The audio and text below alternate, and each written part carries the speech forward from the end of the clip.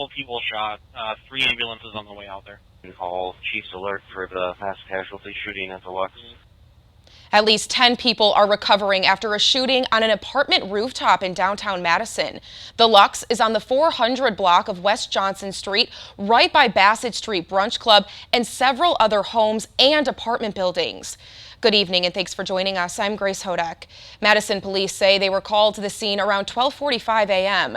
That's when officers say they watched dozens of people rush out of the building and trip over each other to find safety. Police Chief Sean Barnes says at least 9 people were hit by gunfire and 1 other was injured from broken glass. Barnes says none of these injuries are life-threatening. He says no one has been arrested, and evidence found at the scene indicates there could be more than 1 suspect. We do not know the exact motive at this time. At this time, no arrests have been made. We do not have any information that we can release publicly about potential suspects or persons of interest. Barnes says whenever someone fires a gun like this, there is a threat to the community. He's asking anyone with information or video of the situation to contact them.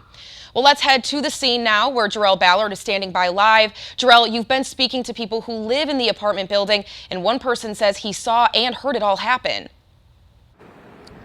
Yeah, Grace, that is absolutely right. The people who live here at the Lux apartment remain in shock after everything that happened. You know, earlier today I spoke to someone who literally just signed their lease inside the building, and they tell me last night they couldn't even get into their apartment because of how hectic everything was. Now, this entire street was blocked off by police overnight, and now since things have kind of cleared up, people are taking the time to reflect, and they would like to see more safety protocols take place.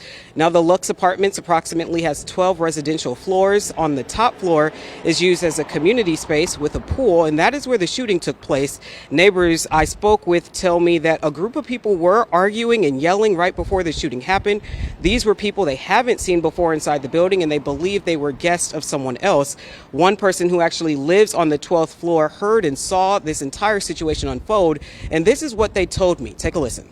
I ended up opening the door to see what's up, and I ended up seeing a bunch of people like in swimsuits running around, lack of swimsuits too for a couple people. Some people were choking each other too. It was really odd.